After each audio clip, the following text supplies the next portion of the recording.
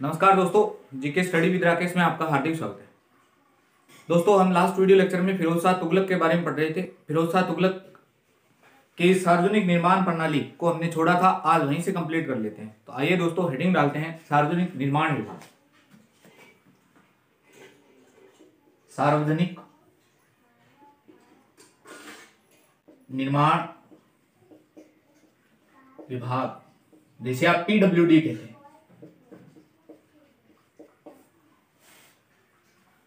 दोस्तों, यह video UPSC की दृष्टि से या पीसीएस की दृष्टि से बहुत महत्वपूर्ण है, क्योंकि सार्वजनिक निर्माण विभाग से लगभग हर एग्जाम में प्रश्न पूछा हुआ है।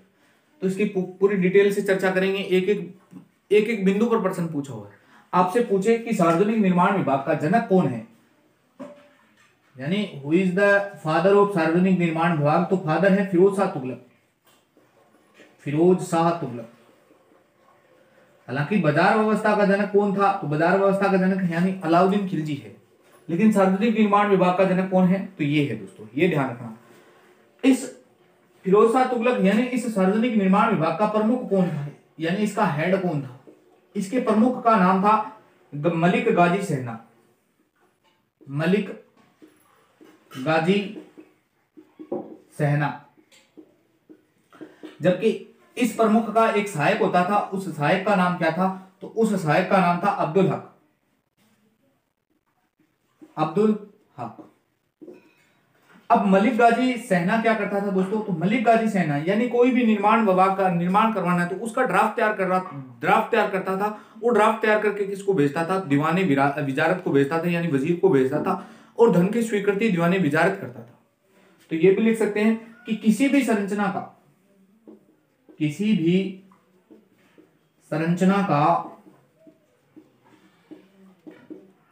ड्राफ्ट तैयार करना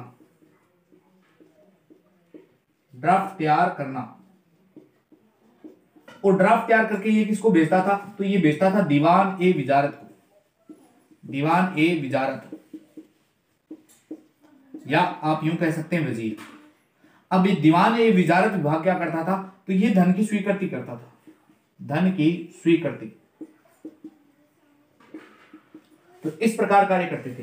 यानी सार्वजनिक निर्माण विभाग का जनक कौन है, तो फिरोज शाह तुगलक।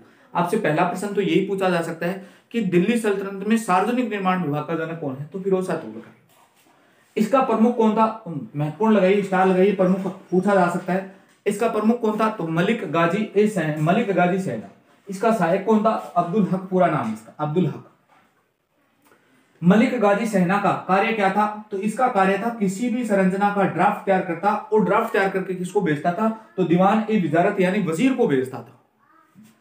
दीवान ए विजारत यानी धन की स्वीकृति के लिए किसके पास में भेजा था, दीवान ए विजारत के पास में भेजा था। तो ये धन की स्वीकृति भेजता था, यानी निर्माण ये करवाते थे। वास्तव में ये ड्राफ्ट तैयार करवाता था, धन की स्वीकृति। आई होप आपको समझ में आ गया होगा ये। अब सार्वजनिक निर्माण विभाग में कौन कौन सी संरचनाएं बनवाई गई थी फिरोज शाह तुगलक के द्वारा, तो वो सब देखते हैं। यहां से खूब प्रश्न पूछे जाते हैं। सार्वजनिक निर्माण विभाग में फरिश्ता के अनुसार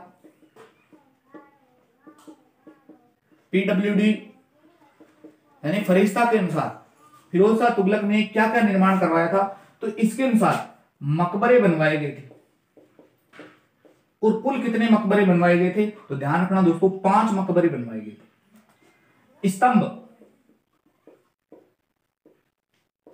स्तंभों का निर्माण हुआ था। कुल कितने स्तंभ बनवाए गए थे, तो 10 स्तंभों का निर्माण करवाया गया था। नहरें, वेरी वेरी इंपॉर्टेंट है नहरें। कुल कितनी नहरें बनवाई गई थी, तो 11 नहरें बनवाई गई थी। हालांकि हम चर्चा कर चुके हैं। महल, कुल कितने महल बनवाए गए थे, तो 20 महलों का निर्माण करवाया गया था। मदरसा या विद्यालय, मदरसा या इसी को आप कह सकते हैं विद्यालय, तो इनकी संख्या थी 30। इनके अलावा मस्जिद, बांध और सराय, मस्जिद, बांध और सराय भी बनवाई गई थी। कुल कितनी मस्जिद बनवाई गई थी, तो ध्यान रखना 40 मस्जिद बनवाई गई थी, 50 बांध बनवाए गए थे और सराय 100 सराय बनवाई गई थी। 100 सराय बनवाई गई थी। इनके अलावा भी बहुत सारा बनाया गया था। इनके अलावा अगर बात करें पुलों की संख्या, यानी पुल कितने बनवाए गए थे, तो 150 पुल बनवाए गए थे। नगर बनवाए गए थे 200। ये इसके अनुसार यानी फरिश्ता के अनुसार इतने चीजों का निर्माण करवाया था।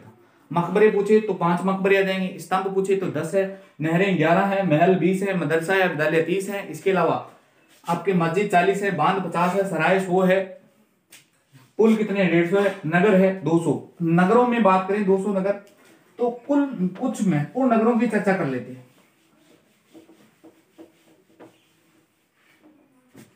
यानी नगर कितने बनवाए गए थे, नगर 200। 200 में से महत्वपूर्ण नगर चर्चा कर लेते हैं। महत्वपूर्ण नगर जो हर एग्जाम में पूछे जाते हैं।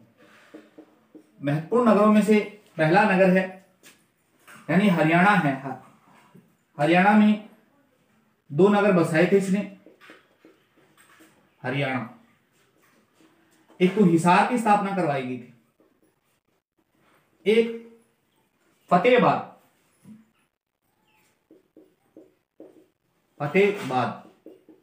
यानी हरियाणा के अंदर 2 नगरों की स्थापना करवा रहा है। कौन कौन से, हिसार और फतेहाबाद की। यूपी में 2 नगरों की स्थापना करवा रहा है। यूपी में पहला था फतेहाबाद और दूसरा था फतेहाबाद तो हरियाणा, फिरोजाबाद। और यूपी में था जौनपुर। वेरी वेरी इंपॉर्टेंट है दोस्तों जौनपुर। जौनपुर से प्रश्न पूछा जाता है। जौनपुर को संज्ञा दी जाती है, इसे कहते हैं पूर्व का सिराज। पूर्व का सिराज, ये बहुत बार प्रश्न पूछा होगा कि पूर्व का सिराज किसे कहते हैं। यानी ये सिराज है, ये एक शिक्षा का केंद्र है। शिक्षा का केंद्र है और कहां है, तो शिक्षा का केंद्र है ये इराक में। यानी वास्तव में सिराज तो कहां है, इराक में एक शिक्षा का केंद्र है।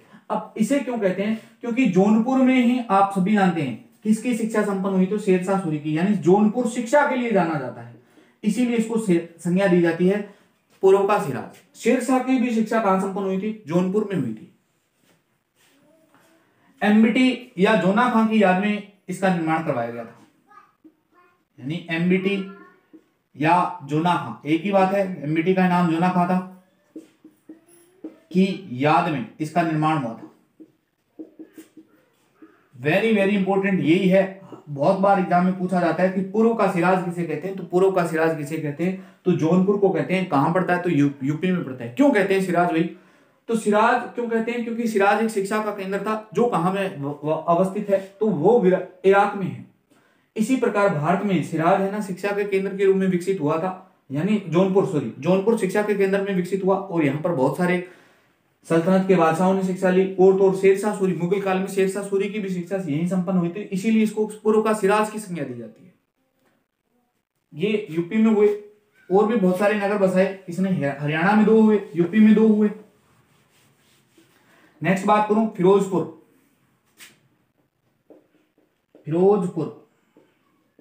ये पड़ता है दिल्ली में, पहली बात तो यही बताऊंगा। फिरोजपुर की कोई विशेषता, तो फिरोजपुर का आधुनिक नाम, यानी वर्तमान नाम क्या है, तो इसी का आधुनिक नाम है फिरोज शाह कोटला। ये राजस्थान के किसी रिक्रूटमेंट एजेंसी ने पूछा था कि फिरोज शाह कोटला का मैदान कहां पड़ता है, तो फिरोज शाह कोटला का मैदान दिल्ली में पड़ता है। जो किसने बसाया था, तो फिरोज शाह तुगलक ने बसाया था, यानी अपने नाम पर बसा रहा है। ये फिरोज शाह इसका प्रिय स्थल था। और तो इसको राजधानी भी बनाई थी इसने, राजधानी बनाई। और क्या विशेषता है इसकी, तो और सबसे अंत में बसाया गया था इसे, सबसे अंत में बसाया। अब देखो सबसे अंत में बसाया, इसीलिए इसको संज्ञा दी जाती है आखरीन। संज्ञा क्या दी जाती है, इसे कहते हैं आखरीन। आखरीन बोले तो अंतिम नगर की संज्ञा दी जाती है, अंतिम नगर। ये लो, यानी फिरोज शाह तुगलक के द्वारा आखरीन आखिरी या अंतिम नगर कौन सा बसाया गया था? पहली बात तो यही प्रश्न बन सकता है, फिरोज शाह तुगलक ने अंतिम नगर कौन सा बसाया? तो फिरोजपुर। कभी फिरोजपुर ऑप्शन में ना है, फिरोज शाह कोटला है, तो एक ही बात रहेगी। या यूं कह सकते हैं कि फिरोज शाह के दौरान आखिरी का निर्माण कब हुआ? आखिरी का निर्माण कौन सी बिल्डिंग के रूप में, यानी किसका निर्माण हुआ? तो फिरोजपुर का निर्माण हुआ था। ये आखिरी का मतलब होता है अंतिम नगर, इसको संज्ञा दी जाती है, अंत में बसाने के कारण इसका नाम पड़ गया आखिरी। तो ये दिल्ली में बसाया गया था। और उसने क्या किया? तो ये बंगाल अभियान, हालांकि अभियान नहीं पढ़े, अभी अभियान पढ़ेंगे। ये बंगाल अभियान के दौरान जा रहा था, बंगाल अभियान के दौरान।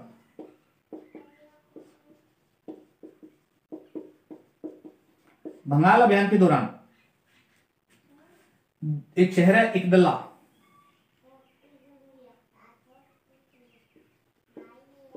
एक शहर है जिसका नाम है पांडुला, पांडुआ।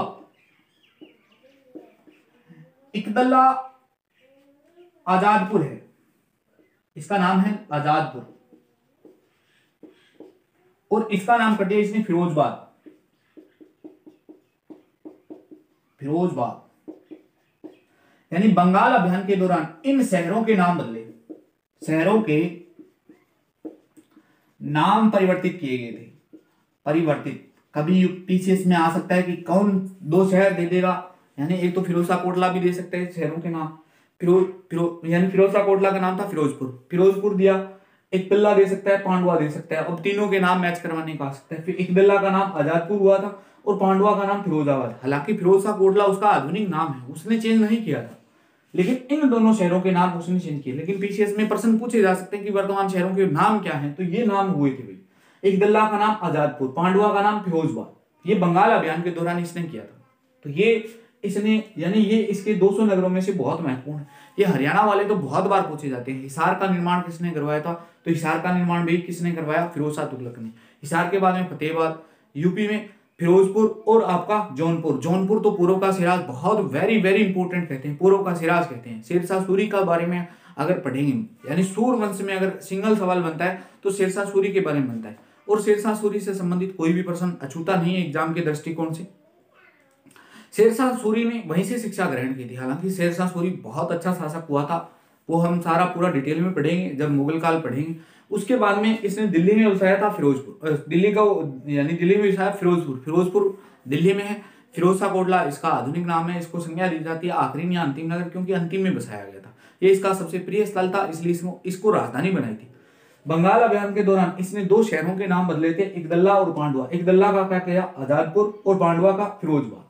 ये इसने नगरों के बारे में किया था।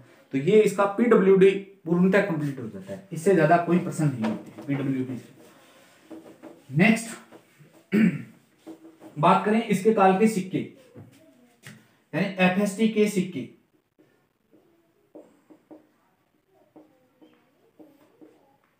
एफएसटी के सिक्कों में चर्चा करें तो पहला सिक्का है टकसाल का प्रधान, यानी इसके सम्मान में टकसाल का प्रधान कौन था?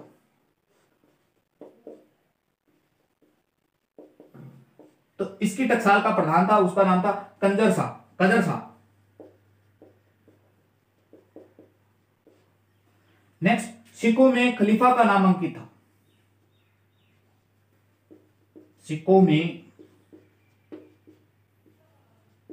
खलीफा का नाम अंकित है। और तो इसके जो सिक्के थे ना,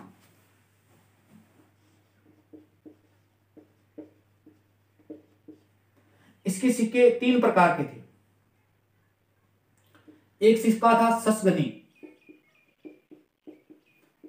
ससगनी। एक सिक्का था जिसका नाम था अर्दा। एक सिक्का था जिसका नाम था बिख।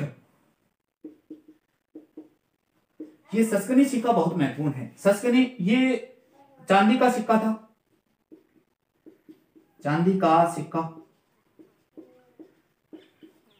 और दूसरा 6 जीतल के बराबर था, यानी इसका वेट कितना था? तो 6 जीतल के बराबर।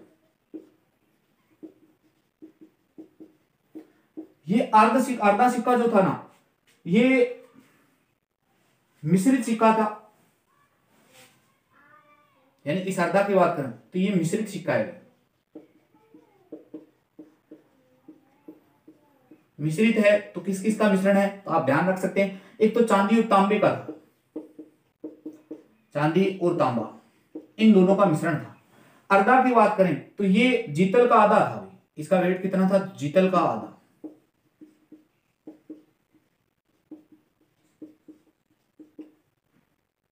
या यूं लिख सकते हैं कि जीतल का 1/2 था। बिक जीतल का चौथाई था,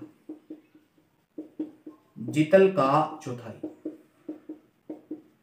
अब सिक्कों से कहां प्रश्न बनते हैं, तो जो भी लोग नेट जीआरएफ दे रहे हैं या कॉलेज लेक्चरर वगैरह दे रहे हैं, तो उनके एग्जाम में ये यहां से प्रश्न बनते हैं भाई, या मेंस में पूछे जाते हैं। एफएसटी के काल के सिक्के अगर कोई पीसीएस दे रहा है, पीटी के लिए दे रहा है, तो वो आप ससगनी याद रखेंगे, उनके अलावा कभी नहीं पूछा हुआ। अर्धा या भी कभी भविष्य में जरूर पूछा जा सकता है, इसलिए मैंने सभी बता दिए।